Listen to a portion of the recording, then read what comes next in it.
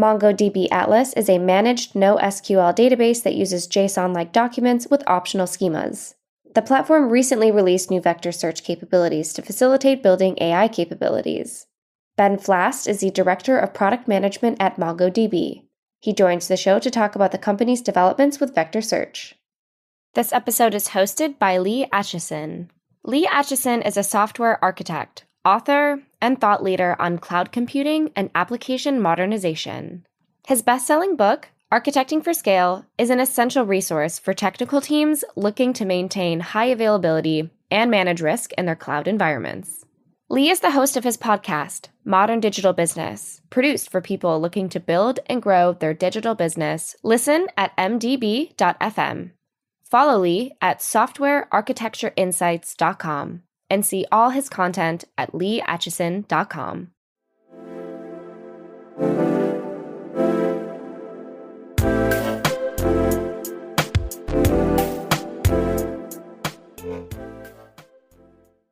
Ben, welcome to Software Engineering Daily. Thanks. It's great to be here. So let's start out with what is vector search. And I know we're going to get into the discussion about embeddings and things like that, but let's start out with just a basic of what is a vector and what is vector search? Yeah, absolutely. So MongoDB aside, vectors are high-dimensional representations of underlying data, right? And so the way you produce a vector is you take some piece of data, whether it's text or audio or image, and you send it through an embedding model. And out the other end comes a vector, which is a series of, decimals or zeros and ones that is a representation of that underlying data. And so that's what a vector is. When I first started working in generative AI, this is something that took me a while to comprehend exactly how this works.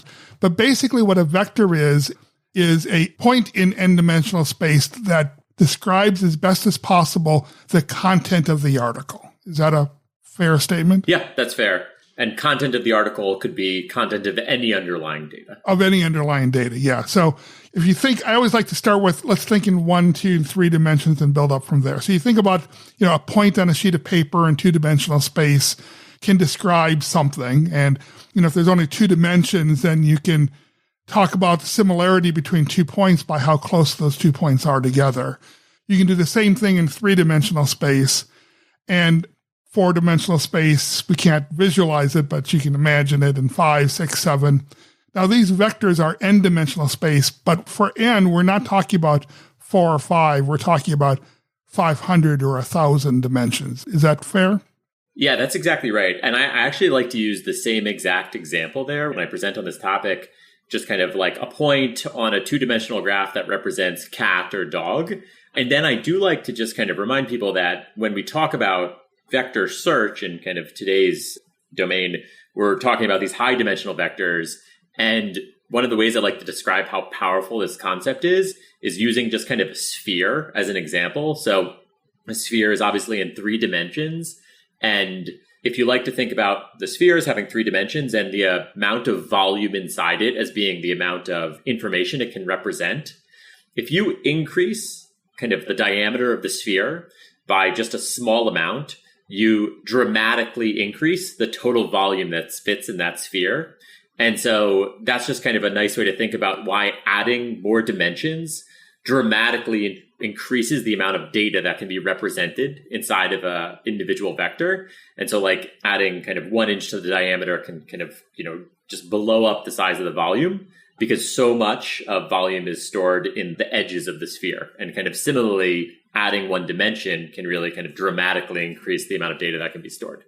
Makes perfect sense. Or thinking in, the dimension standpoint, a 2-dimensional circle compared to a 3-dimensional sphere, the sphere has so much more it can hold than just a circle on a sheet of paper. And now take that and add a 4th dimension, and then it gets it's the same thing in a different direction. But exactly. Absolutely. Yeah. So this actually takes a while, or at least it took me a while to fully grasp, is that in a n-dimensional vector, just a series of, let's say, 1,000 numbers. I'm just randomly saying 1,000, but whatever the number is. In a series of 1,000 numbers, you can pretty accurately represent what a piece of content is about, whether it's an article or whatever the content is, you have a pretty good idea of what that's about, to the point where you can compare two vectors, two sets of those numbers, to find how similar two pieces of information are to each other, how similar two articles are to each other, or how similar a question about a topic is to a potential article that might be talking about that topic. It takes a while to get that when you're first starting out thinking about developing in generative AI. But once you get that, a lot of things start falling into place. Is that a fair statement? Do you want to expand on that, or anything you want to add to that? Yeah, absolutely. No, I think that's exactly it. The one thing that I kind of think about sometimes when I'm kind of describing that concept is that obviously, like, this series of numbers means nothing to you or I, but when you take some piece of data and you turn that into a vector, if you compare that to a similar piece of data using the same model turned into a vector, those vectors will be near one another, right? And so it's this idea that the kind of representation on top of this data based on the model is what ends up being similar. And that way you can compare these things using the distance. And so obviously, to any of us, it's just like kind of a series of meaningless numbers, but those numbers show up near one another based on the information that was put into the model is what's so powerful. Yep, I completely agree. That makes a lot of sense. So we're going to spend a lot of time talking about vectors, but let's talk about the use case for vectors first, which is embeddings really is the main use case. And what an embedding is the process really of taking a piece of content and converting it into a vector. Can you talk about that process a little bit and how that works? And how do you get a vector from a piece of information, piece of content or article or whatever? Yeah, absolutely. So for the most part, people are using kind of pre-trained models. And this started way back when, coming out of Google, with things like Word2Vec, which used, a variety of strategies to kind of train the model on a diffuse set of data such that it would have some sort of generalizable capability. So when you put any piece of text in, you would get this consistent representation of data or of a vector out the other end. And as, those capabilities have evolved and improved over the, past few years, those vectors that come out the other end have become much more powerful. And so to do it, you basically instantiate a model or call a hosted service somewhere that has an embedding model. You send it your content, and that gets sent through the embedding model, transformed into the vector, and out the other end, you get this list of floating point numbers. The one thing that I'll just add in here is that one of the kind of particular pieces of excitement right now and what makes it so accessible to do vector search is that these models have very good generalized knowledge. But that's not to say that you might not want to kind of fine tune or train them a bit more. And so that's something that you can do by augmenting those models with your own data and kind of adjusting the weights inside of them.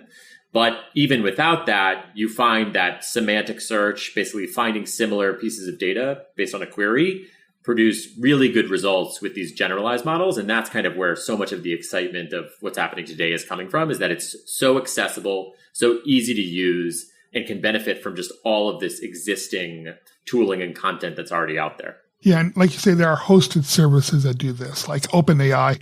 They have multiple embedding models, and Amazon has Bedrock-based embedding models, and Google has their own, and Facebook has a set as well. And there's a whole bunch of these out there, but they're all different, right? You can't take two vectors from two different models and compare them. You have to compare vectors that were generated from the same model and the same version of the model all the time. Is that correct?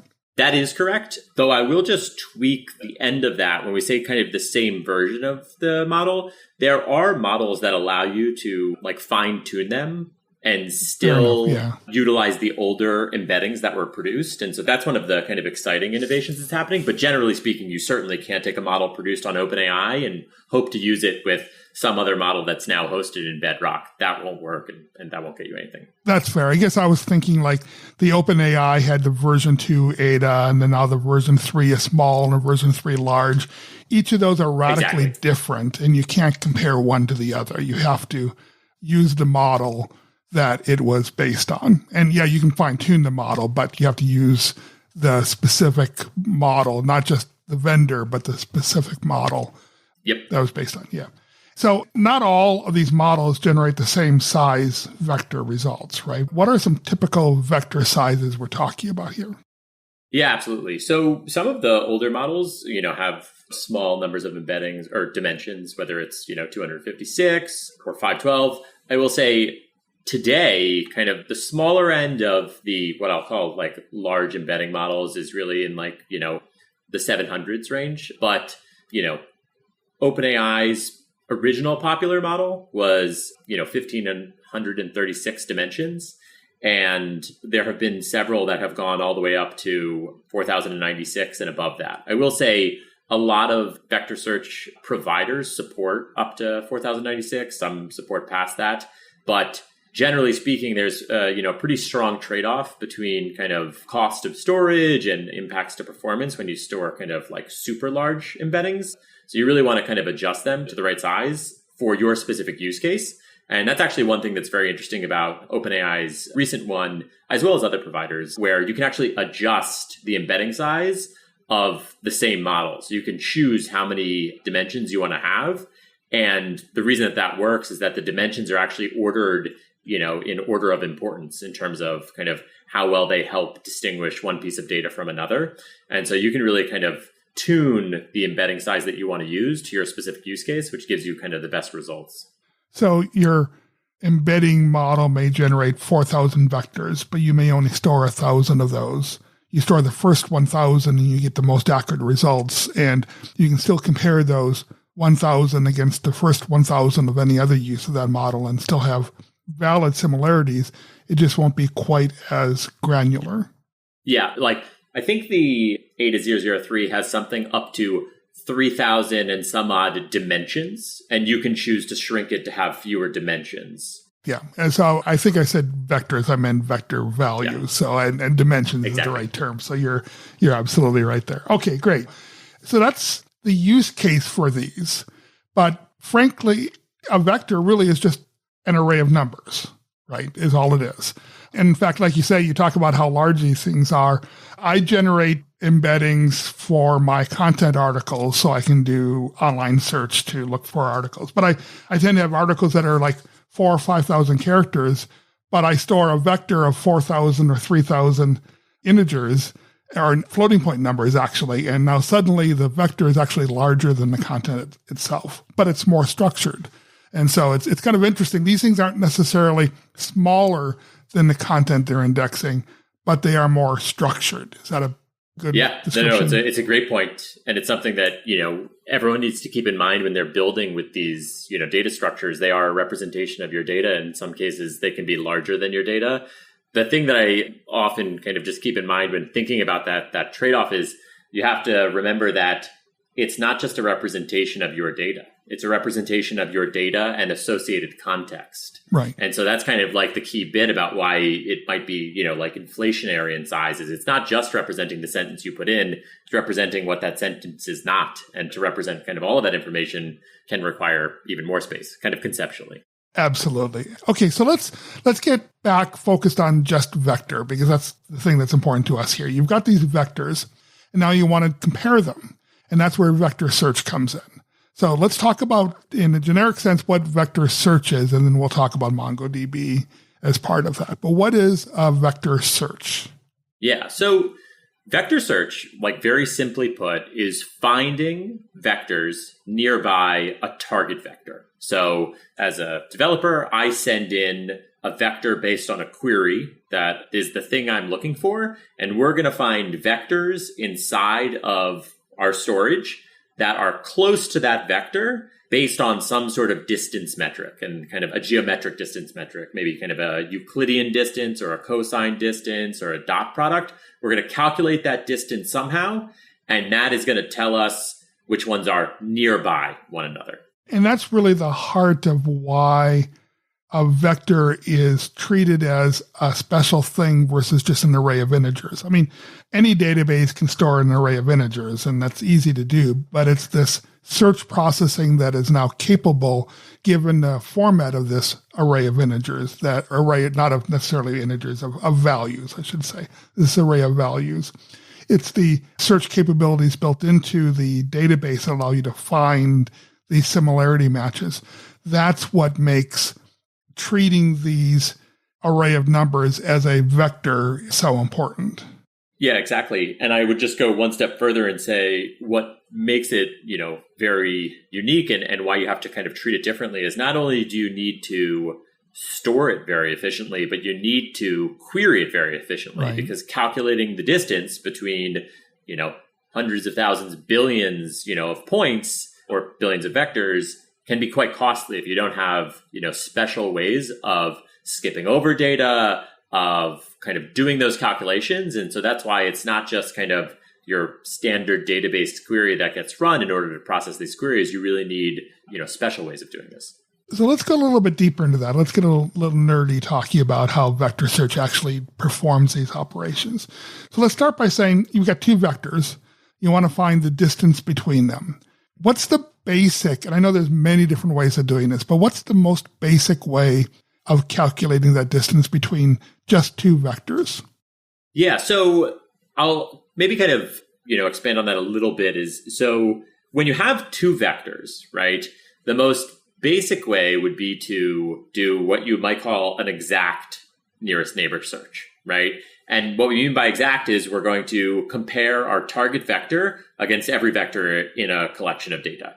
Because in your example, we have two, of course, we're going to do an exact comparison, but that will involve basically just kind of lining up those two vectors next to each other and doing the calculation of a Euclidean distance, kind of like that classic geometric operation to figure out how far apart they are from one another. And that's kind of how we would approach that. It's something like a squared plus b squared, square root of that is the distance, and where a and b are the distance between the first point in the vector and the second point in the vector. But you expand that to 1,000 points and it gets a lot more complicated. And it's been a while since I've done my Euclidean math, but that's the basic sort of calculation. It's a simple, literally a distance calculation in n-dimension space between those 2 points. Yeah, exactly. Okay. So that's, like you say, that works and gives you a very accurate result. And if you had all the time and resources in the world, you could do that by taking a point and comparing it against a million other points to find which ones it's close to. But obviously, as you say, that's a very complex search to do, a very expensive search. So what really makes a vector database like MongoDB valuable is the fact that it's got built-in algorithms to do that much more efficiently. And, using estimations and other mechanisms. So let's start getting into that. So we know how to create a perfect distance between 2 points. How do we create I don't want to call it imperfect, but how do we do that at scale? Absolutely. So the way that you do that at scale is often using something called approximate nearest neighbor.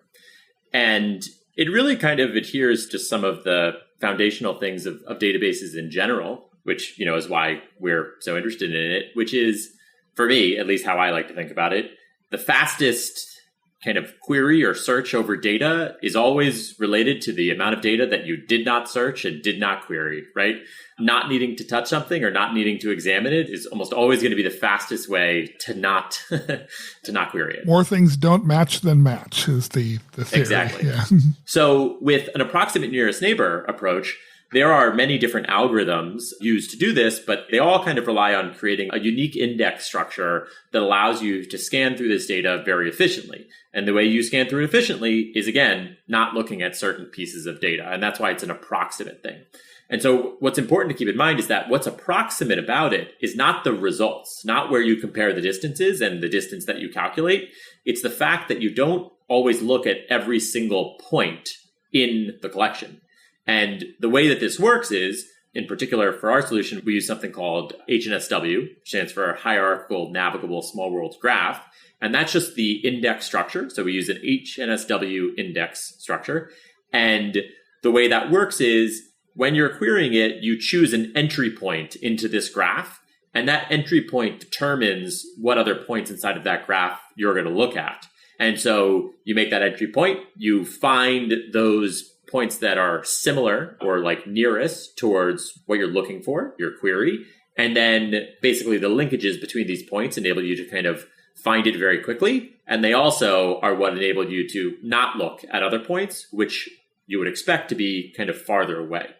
And The last thing I'll just mention about this is the cost of doing this, right? Doing an approximate nearest neighbor is that you don't necessarily look at all of the points.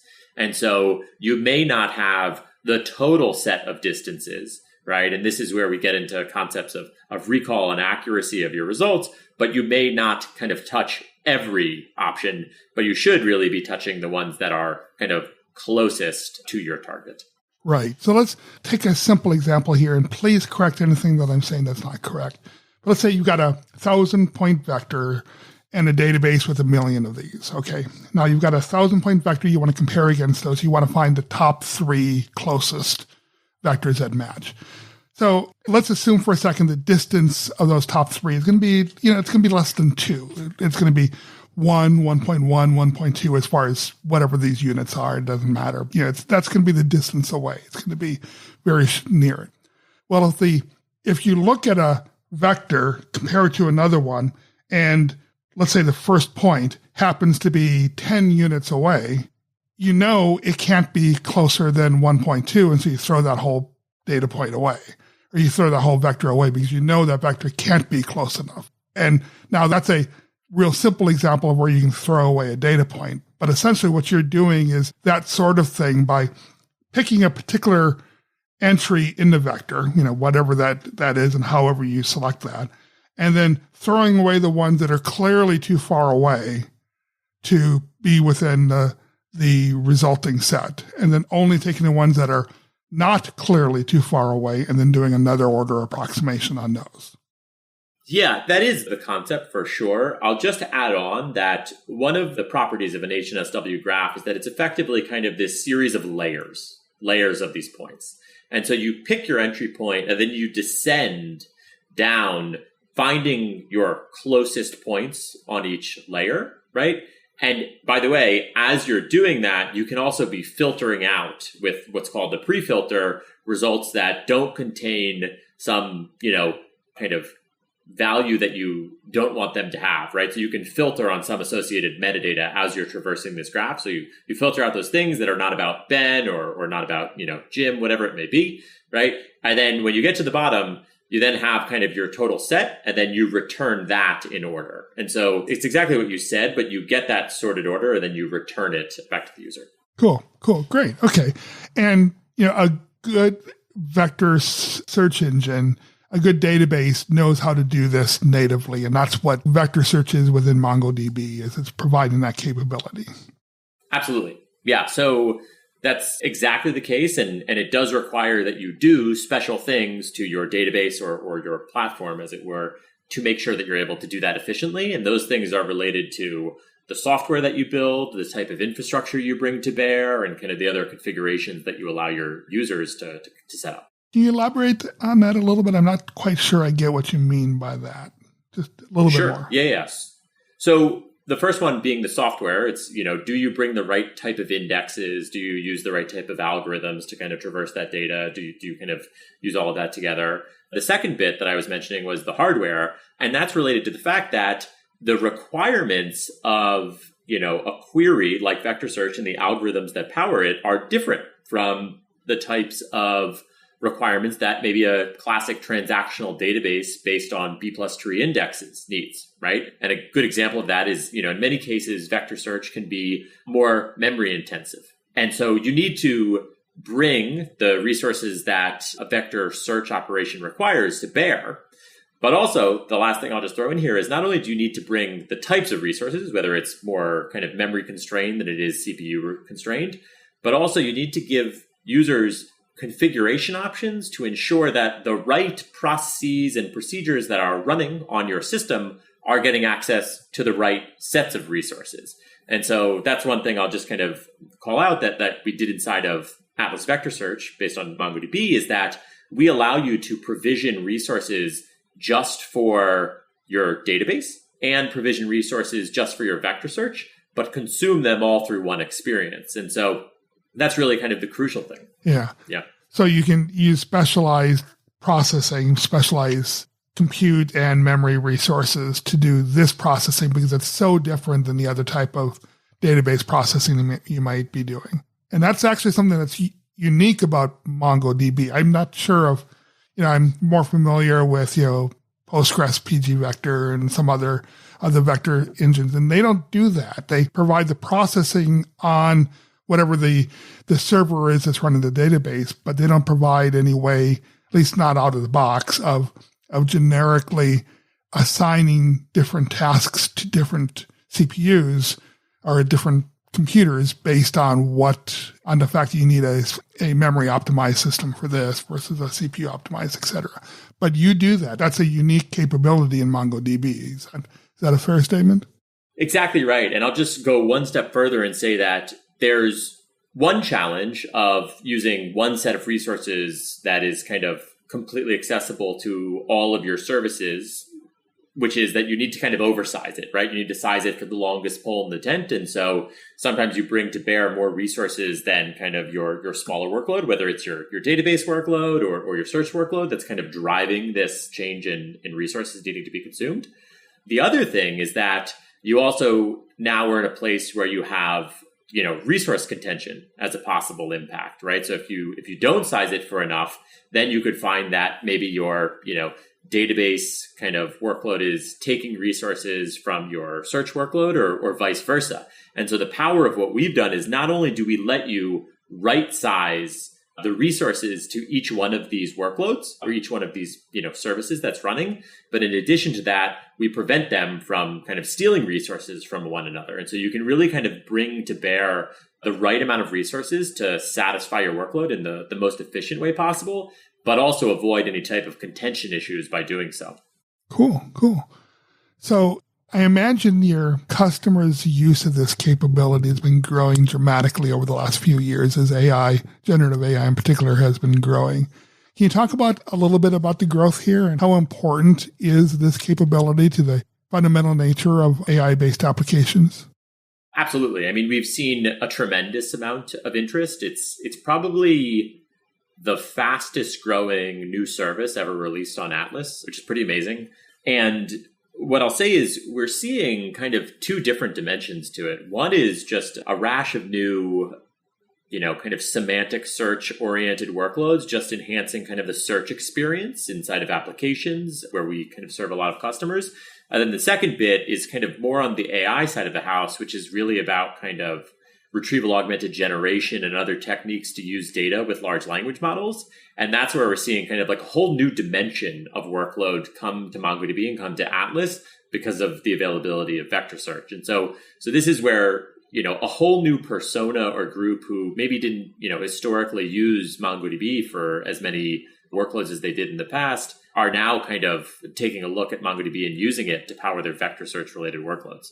Yeah, because more and more workloads are becoming dependent on vectors, and focusing on a high quality vector search capability is core fundamental to what the applications are doing nowadays. And so it makes sense to tie your database to the one that does the vector search the best, essentially. Versus in the olden days where it's which ones can do basic selects the fastest or which ones can do updates faster than whatever. It's turning more and more where the most important critical aspect of a database is how fast it can do a vector search. Yeah, and I would just go kind of add to that. I think a huge part of it is do we really want to add in another service or manage another kind of piece of software in order to provide this? Or can we just take advantage of it based on top of, the existing, database that we're already running? It's allowed for a lot of consolidation and kind of, two birds with one stone, really. It's two birds with one stone, but also it's that's where the data is located, right? And we're talking about how large these data sets can be. If you've got a billion articles, each one with, 1,000-point vector, and you're trying to do a search, you don't want to have to copy that into another search engine or another system in order to try and figure this out. You want to do it where the data is located, essentially. Absolutely. I mean, that has been kind of a huge focus for our core search offering for a very long time now, which is just reducing the amount of effort and work that went into replicating data from your transactional database into some separate search system to serve a workload. With, Atlas search and vector search, you're able to really just configure an index on top of your existing transactional data and do, search and vector search workloads on top of that data within the same place where the data lives. And so, yeah, dramatically reducing complexity and, need for duplication and copying of data. How much is this replacing other search mechanisms? Yeah. So far, from what I'm seeing, there's a lot of augmentation of existing search systems. With vector search, you get this amazing kind of out-of-the-box capability to do semantic search, like search based on meaning. But the reality is, depending on your search workload, you may need very deterministic results. You may want to boost certain terms. You may want to kind of augment or do some sort of complex transformation on the back end of the data.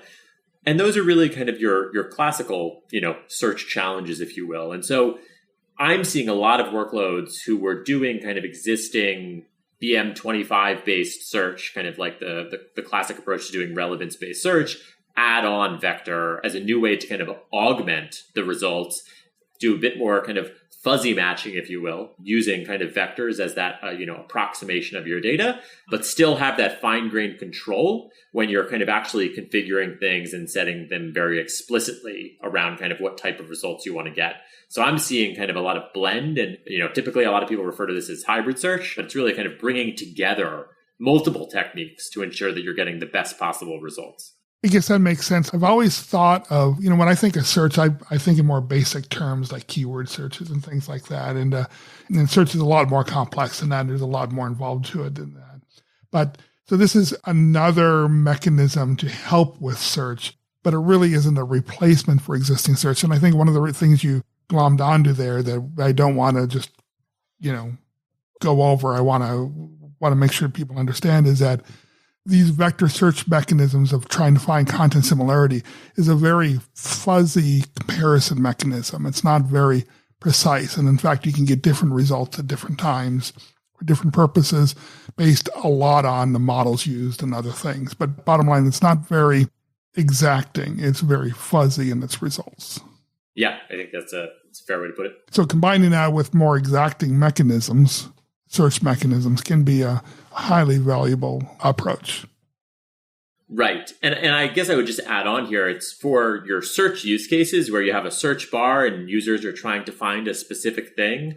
That is so crucial, right, to delivering a good experience, is kind of meeting the user where they are and how they use the tools that they do. And so understanding how end users are inputting things into the system is so crucial. And I'll just mention that also just diverges from how this technology is maybe being put to use in the context of, AI-powered applications using retrieval augmented generation, where you're actually just looking to find semantically similar data, take a bunch of it, and put it into a prompt to hire into a large language model, right? And that's how you have to think about both of those use cases very differently, and they call for very different things inside of their search. That at the end of the day, what's crucially important to both is that you're getting accurate, relevant responses. And so, giving users the ability to kind of tune their results and kind of really get into the details is really crucial to making sure that you can kind of build out the, search and AI powered experiences that developers are trying to build. Now, you entered another term that's an important term. I want to make sure our listeners catch and realize what it is you're talking about. You talked about retrieval augmented generation, RAG, which is a common term, especially around things like chatbots and things like that. Can you tell in a little bit more detail what RAG means, what it's all about? Absolutely. So RAG is, as you said, stands for retrieval augmented generation. And what that means is taking retrieval, so data that you fetch from whatever location, and augmenting the generation of your prompts that you're sending to your large language models with that data. And the way to think about it is you're asking a large language model for an answer to some question. The best way to ensure that it gives you a good answer is inside of the question that you ask it to give it the answer. That's kind of the most simplistic way to think about it. So you can rely on that large language model to just know the detail that it needs to. But better is if you can give it the model, because you're both going to focus the response by giving it like a lot of prompt data to give a good generation on top of. And in particular, by giving it the relevant information for your query is really going to focus it. And so that's what retrieval augmented generation is. And the other thing I'll just add in about it is that's the other thing that's a bit unique about what we're doing at MongoDB with regards to retrieval augmented generation is that historically we're talking about kind of using vector search and other search technologies to send in the data to your LLM so that it can give a better result. So, you have some catalog of data that is somewhat static and you feed it into the prompt and then it's able to give you a better response. But what's exciting about MongoDB is that we've built our search and vector search capabilities onto a transactional database. And so with MongoDB, you have one set of storage that you can provide back your transactional data that's powering the lifeblood of your application, along with your kind of catalog of more static, kind of knowledge-based data into the large language model. And so like a great example of this is if I need to ask a large language model about, what insurance benefits do I have? And is my broken leg covered for this, based on my policy? Well, I can make one call to MongoDB to find out what Ben's policy is based on all the user data that I store about him in my transactional database. And I can fetch my policy data, which I store separately that just, is the policy of XYZ, which applies to many users. So I can fetch both of those pieces of data and feed both of them into the large language model and then get the relevant result that both captures, was he covered for this based on his policy and, kind of his level of coverage as well as the location he is, et cetera. All of that data can come from one place because, again, we've married the technologies of vector search and search to the transactional data. And that's kind of one of the really exciting things with MongoDB and kind of specifically the topic of RAG. Yeah. So one of the things I've done on my site, I've got a website that's a newsletter with a whole bunch of articles, whole bunch of content that I put in, and I generated embeddings for all of those. And then I have a chat bot where users can ask a question like, what is cloud computing? I use RAG to generate a bunch of content articles that I've written or from information from my book or whatever, and put it all together, send it to a large language model that generates a response and a list of those articles back that the person may be interested in reading. And so it allows me to get my content in front of my customers a lot easier. And it works pretty well. So, but this is the heart of what most AI applications are doing nowadays is some form of RAG along with large language models in order to determine what part of these large database of content is relevant to a particular query and put that relevant data into the query. So like you say, the language model doesn't have to look for the results. It's got the results. It has to figure out how to express it and how to take the right pieces out and throw away the rest and give you a response back. Exactly. So what else can you tell me about Atlas's vector search that we haven't talked about yet? I think we covered, a lot of the key pieces. Maybe just add in two more things, which is earlier I alluded to the fact that we had kind of this separation of resources to allow you to kind of really fine tune like what resources get put against what workload.